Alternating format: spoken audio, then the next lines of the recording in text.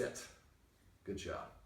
So we just got done talking about positive reinforcement and how we can add a little bit of structure to petting him, but sometimes we have to disagree. And so I like using a set of escalating consequences. Now I derived these after observing how dogs interact with one another, so it's dog language essentially, except for the first one. The first one I use a hissing sound rather than the word no for the reasons we went over off camera. Now I have 10 versions of my no. I have a level 1 no, which is like a tss, not much of a response. Then I have a level 10 no, which is more like a tss. So you see we had a much quicker response. Now I like to have the nuance because if he's at level 5 and I hiss at level 3, he won't even hear it. You have to always meet or exceed his energy level. Sit. Sit. So the first thing I do is I hiss 1 time per incident. If I go hiss, hiss, hiss, hiss, hiss, eventually it becomes like no. It's not very effective. Sit. Sit. So the first thing I do is I hiss, and usually that works. So let's say he's going to invade my personal space. He walks towards me. I hiss when he's about a foot away. Hiss, you want to try to make your warning, so you want to try to do it before they get out of trouble or at the same time they start. You can start, you do it afterwards, but it loses its effectiveness. Okay. Now, second thing I do is and I'll demonstrate it here, you're gonna watch him. So standing up and facing the dog, this is the most commanding position a human could be in, is standing upright. Your power, your authority goes whichever direction your hips and your shoulders are pointing. So if I stand up and he's here and he walks over there, I pivot and keep him in front of me. Try to do it without a lot of steps, but wait for him to be stationary before you sit back down. If he's still in the process of walking, you sit back down, he's gonna, oh, I read that wrong. Maybe he just got bit in the butt. That's why they bounced up. Dogs, when they communicate with each other as a communication, it's usually one sudden movement. So when I stand up suddenly and turn to snap, he just naturally moved a little bit away. So that's your I mean business position. Now I usually wait for them to stand, sit, lie down, or leave the room completely before I sit back down and stop turning my authority towards them. So that's the second consequence. My third one, let's say he comes back a second time, I stand up, he walks away, goes to his dog bed, and then he goes up with those knees or just asking for it. So he comes back a third time. If I just stand up, I'm doing the same thing. So my third consequence is I'm standing up, or if I'm already standing, I march directly at the dog until he turns sideways. For dogs, giving and taking territory is a huge part of their communication. So I'm gonna stand up, so follow me. So if I'm the dog and you're walking at me and I just back up and I back up a mile, but I'm still facing you, I'm still challenging. When I'm a dog and I wanna say that I understand what you're saying, I'm gonna do this. I'm gonna turn sideways or greater.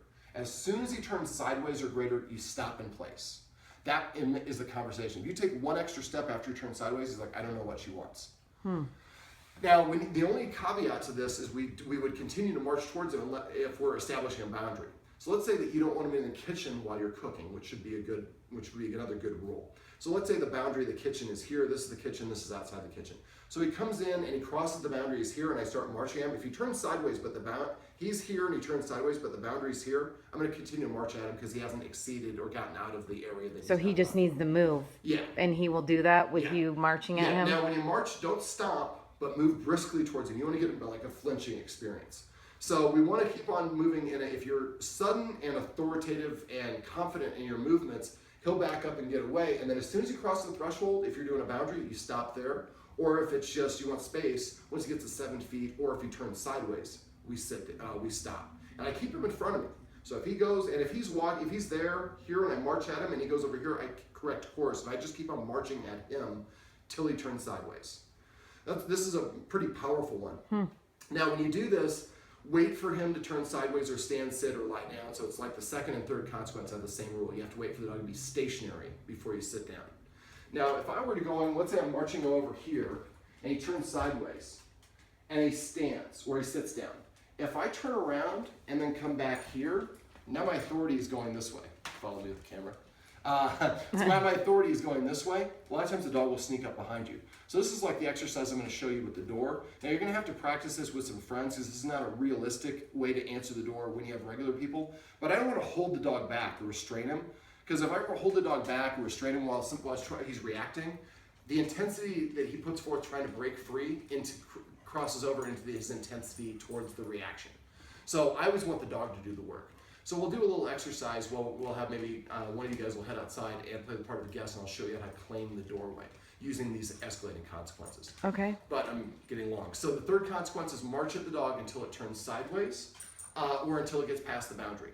The fourth consequence is my atom bomb. It's this. I call it a leash timeout. So I want to give him just enough room to stand or sit, but no extra room. When he's like this, sit. Yeah, I know, you're awful jumpy. Now in this one, I'm not correcting him so I can pet him. Normally you wouldn't pet him when he's doing this. When you use this consequence, you've told him no at least three or more times. So now the consequence is, all right, if you're not going to listen to me, you're going to lose all freedom. I'm going to put you on the leash. I'm going to stand on it so you have enough room to stand or sit, but no extra room. Sometimes he'll throw a temper tantrum. If he throws a temper tantrum, just stand on it and don't say anything. Don't correct him. Let him, he's burning energy. As soon as he gets done, he'll sit down, but he'll sit down and the leash will look like this. It'll be a tense line. Now, dogs will always pull against a tense line, so you never want to keep tension on the leash. This is why I don't like choke chains or prong collars, because a lot of times you do that. I prefer a correction and then relaxing the leash immediately, so there's only a fraction of a second of tension on the leash. So once he sits down, if he's like this, once he sits down, I slide it. Can you see the leash with this? Mm-hmm. So once he sits down and it's tense like this, I slide this foot towards him to take the tension off the line. When he LAYs, and I don't tell him to SIT or LAY, because when I do it, it doesn't ruin it, but he's not signifying anything. If he SITs when I give him the timeout, he's saying I'm taking a more subordinate position. When he lays down, he's saying I'm taking the most subordinate position. So if he were to LAY, then what I do is just very subtly take my foot off the leash like that. I don't tell him good job, I don't pet him, and I don't take the leash off. Now, a couple minutes later, he'll get up, maybe several minutes later, he gets up and walks around dragging the leash. He should only drag the leash supervised. But if a couple minutes later he revs back up again, as he runs by, we step on the leash, we have more control immediately. If a couple minutes later he stays calm. So let me just, if a couple minutes later it happens again, you don't start back at the first level? Well, you can start at the hiss originally, but I mean, usually he's still kind of in the moment. So when you're doing this, usually you give them the timeout, but then they just go right back to what they were doing. Mm-hmm. So you can hiss, but it's kind of the softer. So then I just step on this, sorry buddy, and then we give him the timeout again. And as soon as he lays down and he's calm, I thought you were going to LAY. Nice stretch though. Then I take my foot off, wait a couple minutes, and if he's calm, then I go take him off the leash. It's not quid pro quo. What I'm basically doing is saying, if you can't control yourself, you lose all freedom. And once you're relaxed again, then freedom is restored. So the only way that you can have freedom is by being in a calm, balanced state of mind. So these are the escalating consequences.